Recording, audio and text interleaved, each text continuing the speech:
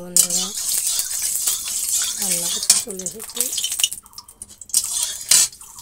পাতলা মশলা রান্না, পেঁয়াজ লঙ্কা কেটে নিয়েছি।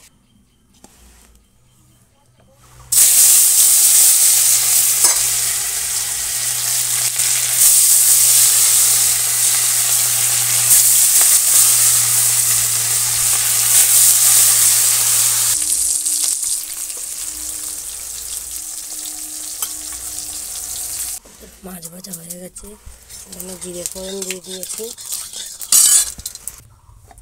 এবার সবজিগুলো দিয়ে দেবো, আলু আর একটু কাঁচকলা,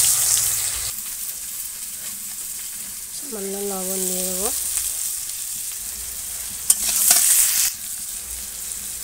হলুদ গুঁড়ো দিয়ে দেবো। আলু আর কাঁচকলা দিয়ে পাতলা মাছের ঝোল করবো, কিছু বন্ধুরা গরমে পাতলা পাতলা ঝোল করবো। আটা, জিরে বাটা, লঙ্কা বাটা দিয়ে একটা কষিয়ে নেবো, নিয়ে তারপরে জল ঢেলে দেবো।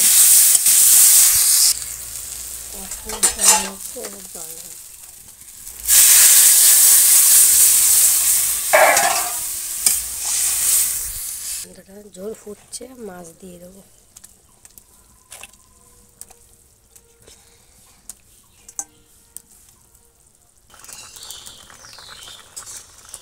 গরমে যে পাতলা ঝোল কাঁচকলা আর আলু দিয়ে রান্না করেছি, দিয়ে সরষে লঙ্কা ফোড়ন দিয়েছি।